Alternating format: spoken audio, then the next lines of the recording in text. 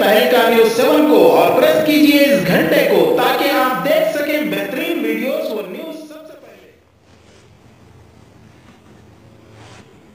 अगर हम सब ये चाहते हैं कि अंग्रेजी की जगह हमारी वतन की जबान तमाम मुल्क, तमाम कौम की जबान हो, तो इसके सिवा हमारे सामने कोई चारा नहीं कि एक मुद्दत तक हम सब्र और इंतजार करें और अंग्रेजी को कायम रखते हुए वतनी जबान की तालीम बढ़ाने की कोशिश करें। अब एक मुल्क या कौम की जिंदगी में 15 बरस की मुद्दत कौन सी बड़ी मुद्दत हुई, ये तो 15 दिन से भी ज्यादा नहीं।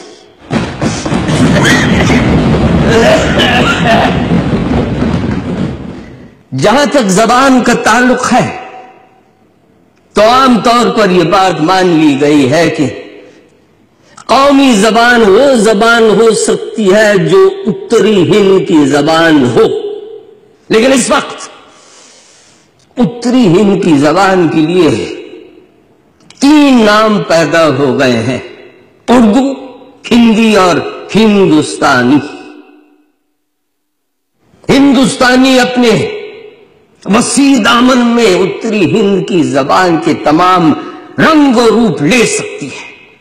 उसमें हिंदी भी आ सकती है, उसमें उर्दू भी आ सकती है और इसके सिवा एक नए फैलाव की गुंजाइश भी रह जाती है। हिंदुस्तानी किसी भी अंसर को खारिज नहीं करती, बल्कि हर चीज को अपने अंदर समेट लेती है। इल्मी जबानें इस तरह नहीं बना करती जिस तरह बनावटी उसूलों और पाबंदियों के जरिए एक चीज बनाई जाती है। जबानें बनाई नहीं जाती, जबानें खुद ब खुद बनने लगती हैं। जबानें ढाली नहीं जा सकती, बल्कि खुद ब खुद ढलने लगती है। आप लोग जबानों पर बनावटी उसूलों और पाबंदियों के कुफ्र लगा सकते, लेकिन लगाने से कोई फायदा नहीं होगा, क्योंकि वो ताले वो कुफ्र लगेंगे नहीं, बल्कि खुद ब खुद खुलकर नीचे गिर पड़ेंगे। जबान का कानून आप सबकी पकड़ से बाहर है। हर चीज के लिए कानून बनाया जा सकता है, लेकिन जबानों की कुदरती चाल के लिए कोई भी कानून साजी नहीं की जा सकती है।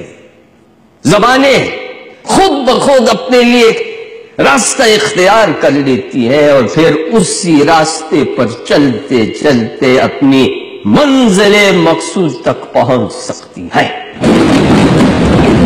खुद गांधी जी का और कांग्रेस पार्टी का इसी राय पर अमल रहा। और जब कॉन्स्टिट्यूशन के सिलसिले में यह बात कांग्रेस पार्टी के सामने आई तो मैंने कुदरती तौर पर इसी राय पर जोर दिया। मुझे तवक्को थी कि कम से कम कांग्रेस के पुराने साथी अपनी जगह से नहीं हिलेंगे, गांधी जी के सिद्धांतों पर जमे रहेंगे। लेकिन अफसोस,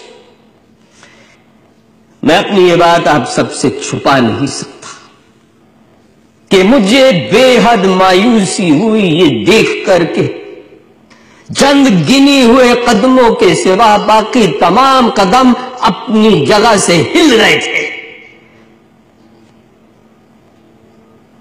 बिलाखिर ये मामला ड्राफ्टिंग कमेटी के सुपुर्द कर दिया गया और उस कमेटी से दरखास्त कर दी गई कि कॉन्स्टिट्यूशन के इस हिस्से का एक नया मसवदा तैयार किया जाए और फिर पेश किया जाए। और इस कमेटी में कुछ نئے ممبران بھی بٹھائے گئے، ان میں سے ایک میں تھا۔ اس کمیٹی کے پہلے اجلاس میں بھی میں شریک رہا، لیکن وہاں میں نے یہ دیکھا کہ اکثریت پہلے سے ہی ایک خاص رائے پر جمی ہوئی تھی اور کسی بھی طرح سے اس بات کے لیے راضی نہیں تھی کہ ہندی کی جگہ ہندوستانی کو اختیار کر لیا جائے، یا پھر ہندی کی تشریح کر کے اس کے مفہوم میں ایک نیا پھیلاؤ پیدا کیا جائے۔ اس صورتحال میں میں نے محسوس کیا کہ میرا وہاں رہنا تقریباً بیکار ہے، اس لیے میں نے اپنا استعفیٰ دے دیا اور اس کمیٹی سے الگ ہوا۔ مجھے یہ دیکھ کر سخت مایوسی ہوئی کہ اس طرف سے لے کر اس طرف، یعنی کہ ہر طرف تنگ خیالی چھائی ہوئی ہے۔ تنگ خیالی کا مطلب سمجھا؟ نیرو مائنڈڈنس، یعنی کہ دماغ کا چھوٹا اور سمٹا ہوا ہونا، اور ہر طرح سے پھیلاؤ اور اونچائی سے انکار کرنا۔ میں یہ کہنا چاہوں گا کہ ایسا تنگ دماغ لے کر ہم دنیا کی بڑی قوم ہرگز نہیں بن پائیں گے۔ ہندوستانی کے خلاف جو بھی کچھ کہا گیا، اس میں سے اس بات پر سب سے زیادہ زور دیا جاتا ہے کہ اگر ہندی کی جگہ ہندوستانی کو اختیار کر لیا گیا تو اس میں